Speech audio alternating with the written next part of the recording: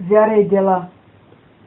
Проповеди и статии от Елън Уайт. Предисловие.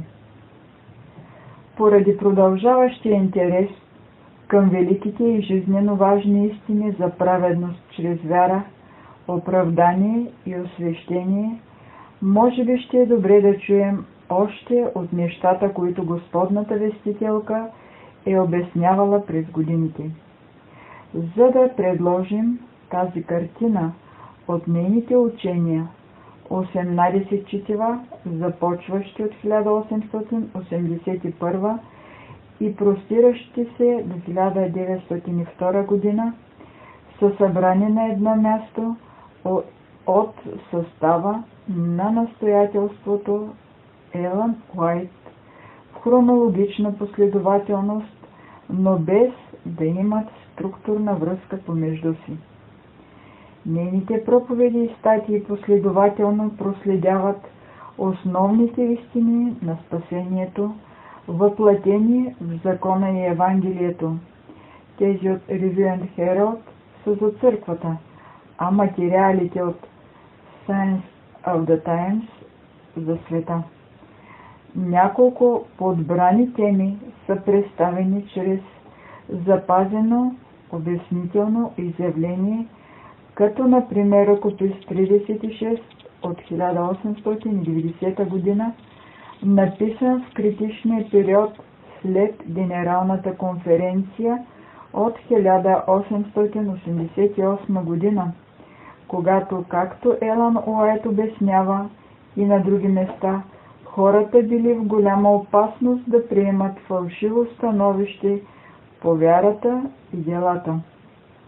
Ръкопис 23 от 1891 година.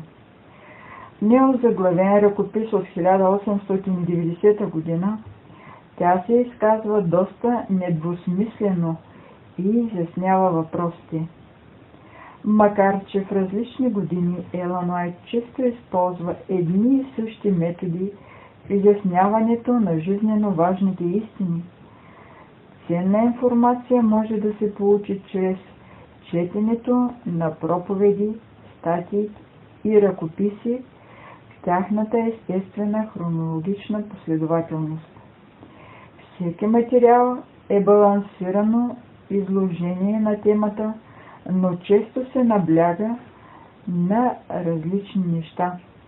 Много от четивата са публикувани изцяло, а други поради липса на място са съкратени и включват само тази част, обикновено основната, която се отнася до вярата и делата. Под заглавията и в много случаи заглавията на главите са дело на съставителите. Не е направен опит за изчерпателност. Нейните книги и много други проповеди и статии разглеждат същите важни истини. Всеки, който прелиства тези четива, ще забележи ясно колко важна е темата за всеки християнин. Не може да не се види и последователната позиция на личността, водена по особен начин от Господа в провъзгласяване на истините в статиите, които ще прочетете по-долу.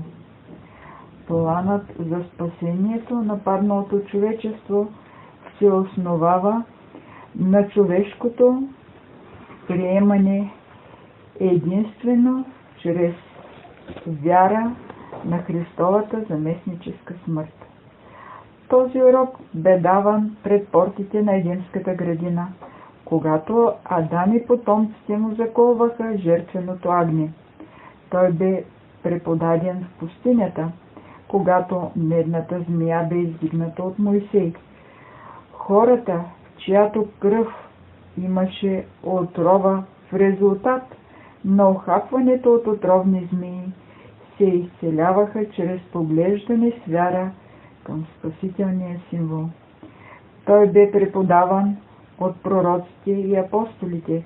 Многократно ни е напомнено, че спасението е по благодат чрез вяра и същевременно разбираме, че докато се уповава изцяло на Христос за спасение, истинската вяра ще ни води до съвършено придържане към Божия закон. Вярата се изявява чрез дела. Review and Herald, 5 октомври 1886 година. Това балансирано становище ще проличи в материалите в тази малка книжка, подбрани сякаш безсистемно. Започвайки от Каин, през всички векове големият неприятел е неутрализирал Божието благосклонно решение, като е водил земните жители до приемане на идеята, че човекът станал грешник чрез нарушаване на Божия закон, трябва да получи милост и спасение чрез собствените си дела, независимо дали измъчва тялото си, жертва децата си на някое създадено от ръцете му божество, предприема поклоннически пътешествия до смятани за святи места, изпълнява църковни наказания, плаща пари на църковната съкровищница или просто сам се мъчи неуморно в опитите си да живее добър и благочестив живот. Простичкото преживяване на приемане на спасението чрез вяра изглежда прекалено лесно. Голям брой от тези, които твърдят, че са Христови последователи, всъщност приемат позицията, че спасението е отчасти чрез вяра в Христовата смърт на Голгота и отчасти чрез човешко усилие.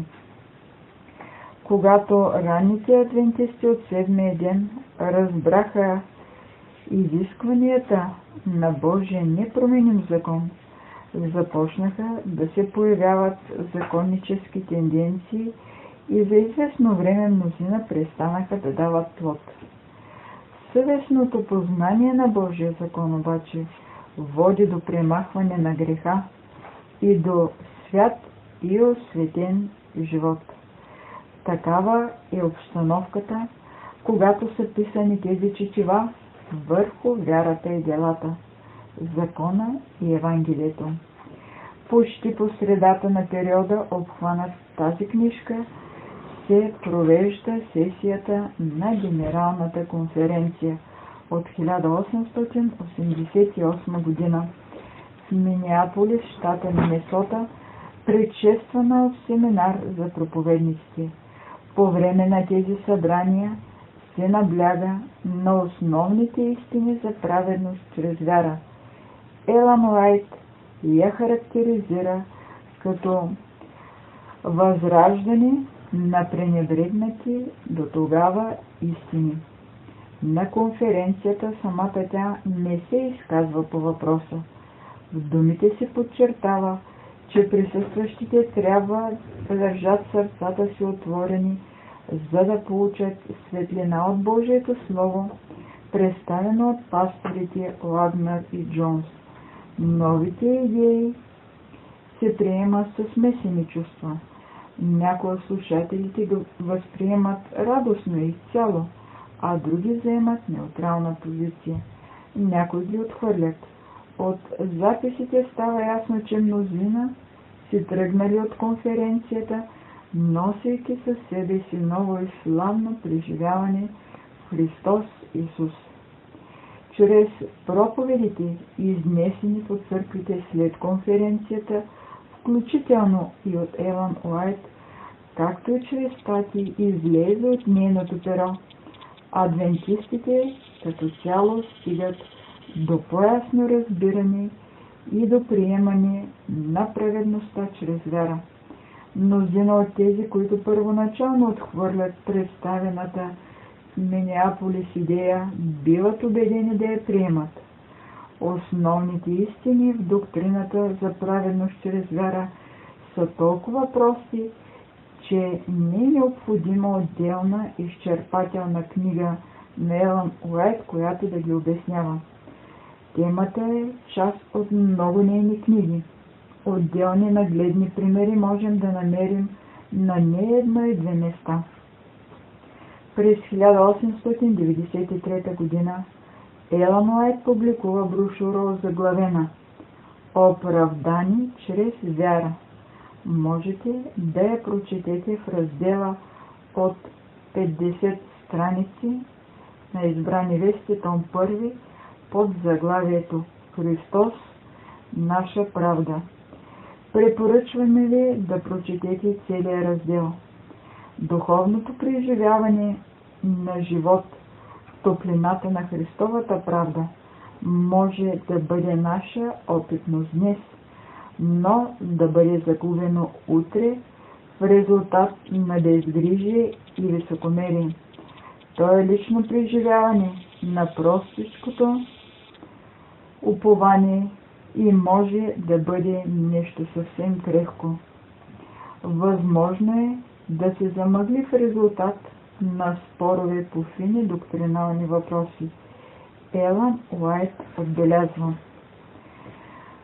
мнозина правят грешка, като се опитват да дефинират най-малки подробности, фините точки на различие между оправданието и освещението. В дефиницията си на тези два термина често вмъкват собствени идеи и размишления.